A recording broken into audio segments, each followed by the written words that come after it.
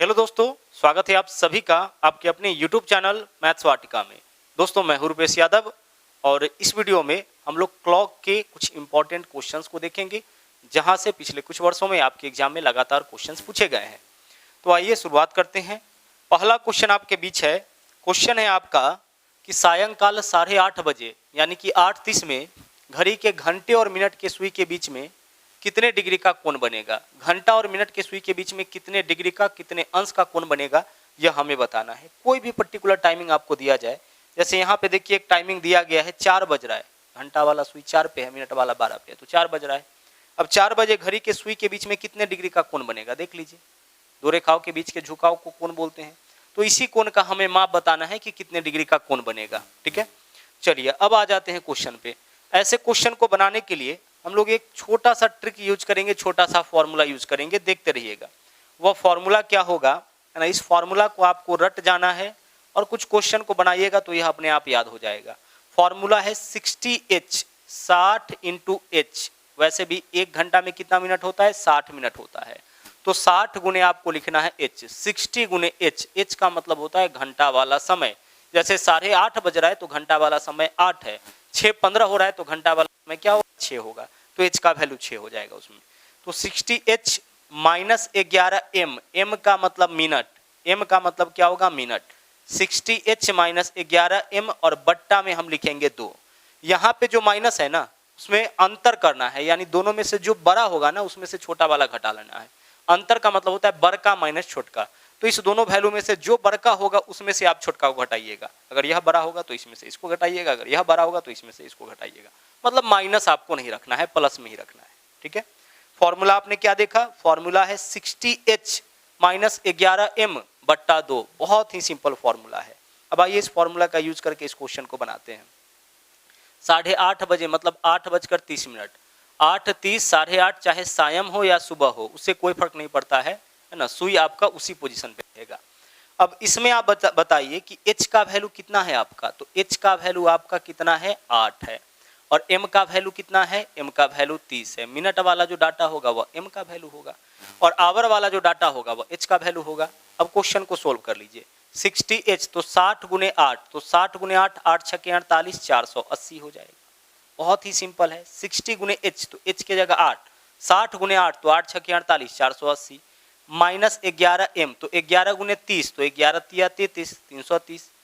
आप M के जगह लिखिएगा 30 तो 11 गुने 30 यानी 11 तिया 33, 330।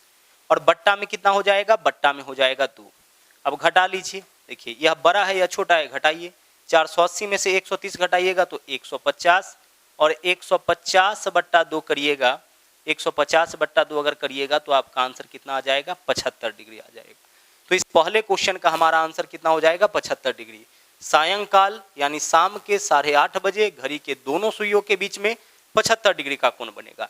आप हमारे साथ लगातार बने रहे क्योंकि और भी कुछ कॉन्सेप्ट आपको इसमें हमें बताना है ना। सेम टाइम हमेशा 2 कोण बनता है जिसका डिस्कशन आगे हम लोग करेंगे।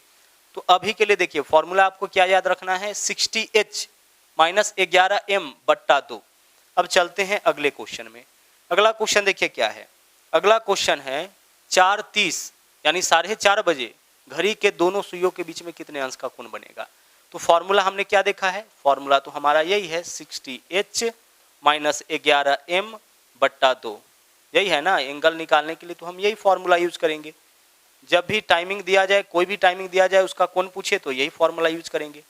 अब H के जगह यहाँ पे देखिए क्या लेंगे, 4 तो 60 गुने 4, 6 चौके 24, 240 डिग्री माइनस 11M तो M के जगह 30 तो 11 तिया 33, 330 डिग्री और बट्टा में क्या होगा, 2 होगा। अब आप क्या करोगे, बड़का में से छोटका माइनस करना है। तो 240 छोटा है, 330 बड़ा है, तो आप क्या करोगे, 330 में से घटाओ 240। तो 330 में से घटाइए, 0 में से 0 घटाइएगा 0, 13 में से 4 माइनस करिएगा कितना होगा, 9 और हासिल ले चुके हैं तो ये आपका 2, 2 में से 2 0 यानी 90। 90 बट्टा 2 इज इक्वल टू कितना हो जाएगा, 45 हो जाएगा। तो 45 डिग्री का कोण बनेगा। देखना इस बार क्या किए हैं, बड़का में से हमेशा छोटका घटाइएगा, यहाँ अंतर लिखिएगा है ना। तो 240 में से 330 अगर आप घटाना चाहे तो घटा लीजिए, बस माइनस यूज नहीं करिएगा। तो 90 बट्टा 2 यानी कि 45 डिग्री का कोण आपका बनेगा। किस समय, 4:30 में। ठीक है, 4:30 में आपका कितना डिग्री का कोण बनेगा, 45 डिग्री का। 2 क्वेश्चन आप देख लिए, अब बारी है अगले क्वेश्चन की। चलिए यह क्वेश्चन भी हो गया है आपका। इसके आगे के क्वेश्चन को देखिए, लीजिए अगला जो क्वेश्चन है उसमें हमें बताना है 15 बजे। जब 15 बजे का मतलब देखो क्या होता है, 15 बजे का मतलब क्या होता है, इसको 12 घंटे में कन्वर्ट करिए, इसका मतलब होता है 3 बजे। 15 बजे का मतलब क्या होगा, 3 बजे, है ना। चलिए तो 3 बजे घड़ी के घंटे और मिनट की सुई के बीच में कितने डिग्री का कोण बनेगा। फॉर्मूला याद है क्या है आपका, 60H माइनस 11M बट्टा 2, यही फॉर्मूला है ना, ठीक है। चलिए एंगल निकालने के लिए हमें यही फॉर्मूला यूज करना है, 60H माइनस 11M बट्टा 2। तो H के जगह क्या है, इस बार 3 है, तो 60 गुने 3 180, माइनस मिनट के जगह क्या है तो 0 0, तो 11 में 0 0 से गुना करेंगे क्या होगा, 0 हो जाएगा। सिर्फ 3 बजे है ना, 3 बजकर कोई भी मिनट नहीं दिया गया है, तो मिनट का वैल्यू 0 है, तो M के जगह 0, 11 गुने 0 कितना हो जाएगा 0 बट्टा 2। 180 में से 0 माइनस करेंगे तो 180 होगा, बट्टा में 2 है तो 2 लिखिए, 180 बट्टा 2 यानी कि कितने डिग्री का कोण बन जाएगा, 90 डिग्री का कोण बन जाएगा। तो 15 बजे का मतलब कितने बजे, 3 बजे। 3 बजे घड़ी के दोनों सुइयों के बीच, घंटे और मिनट की सुइयों के बीच में बनने वाला कोण आपका 90 डिग्री हो जाएगा, ठीक है। तो यह आपका तीसरा क्वेश्चन है। अब बारी है अगले क्वेश्चन की। देखिए चौथा क्वेश्चन है 2:12 में घड़ी के दोनों सुइयों के बीच में कितने डिग्री का कोण बनेगा। अब आप सीख चुके हैं, अब सीधे देखिए 60H तो 60 गुने 2 120, माइनस 11M तो 11 गुने 12 132, बट्टा में कितना हो जाएगा 2 हो जाएगा। 132 में से 120 माइनस करिए 12, 12 बट्टा 2 यानी कितने डिग्री का कोण बन जाएगा, 6 डिग्री का कोण बन जाएगा। फॉर्मूला आपके पास होना चाहिए, बस आराम से आप क्वेश्चन को सोल्व कर सकते हैं, ठीक है। लीजिए अगला क्वेश्चन है 6:45। कई बार आंसर्स आपका जो है ना वह पॉइंट के फॉर्म में भी आ जाएगा। तो 6:45 में घड़ी के दोनों सुइयों के बीच में कितने डिग्री का कोण बनेगा। तो 60H तो 60 गुने H के जगह क्या लिखिएगा आप 6 लिखिएगा, क्योंकि H का वैल्यू 6, माइनस 11M तो 11 गुने M के जगह क्या लिखिएगा आप 45 लिखिएगा, और बट्टा में क्या आ जाएगा, बट्टा में 2 आ जाएगा। यही तो फॉर्मूला है एंगल निकालने का। सोल्व करिए, 6 गुने 6 36 360, और माइनस 45 गुने 11 495 हो जाएगा। देखो 11 से गुना करने का तरीका है ना कि 4 5 को हटा के लिखो और बीच में इसको जोड़ के 495, और बट्टा में कितना हो जाएगा 2 हो जाएगा।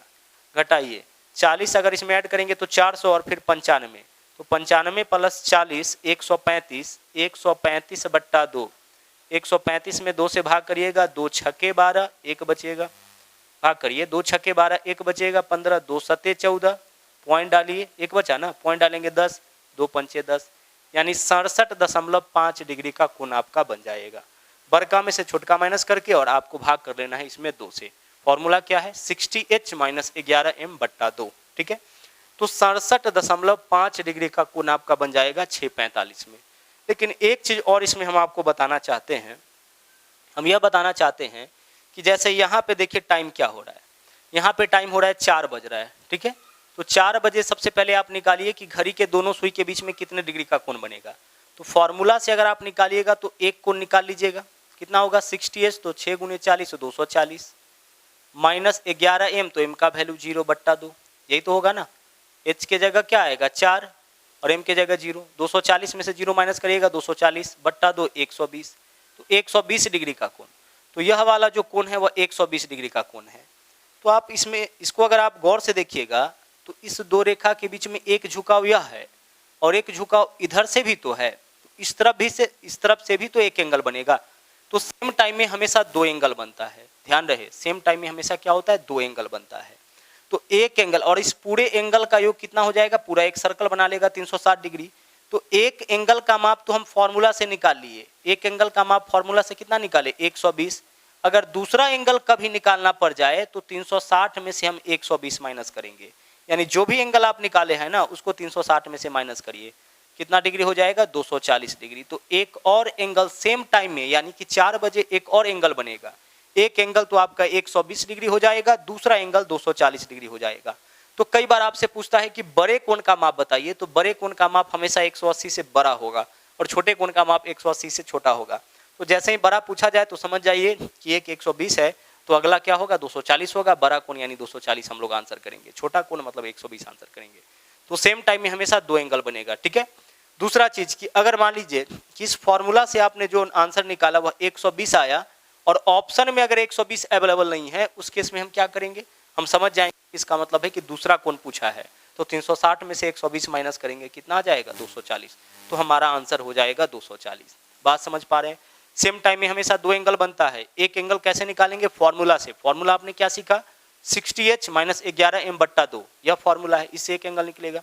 लेकिन अगर आपसे दूसरा एंगल पूछ दे तो दूसरा एंगल हम कैसे निकालेंगे, मान लीजिए कि फॉर्मूला से जो आपने एंगल निकाला वो ऑप्शन में है ही नहीं, तब क्या करेंगे, तब 360 में से हम लोग 360 में से जो एंगल हमारा निकलेगा उसको घटाएंगे तो दूसरा एंगल निकल के सामने आ जाएगा।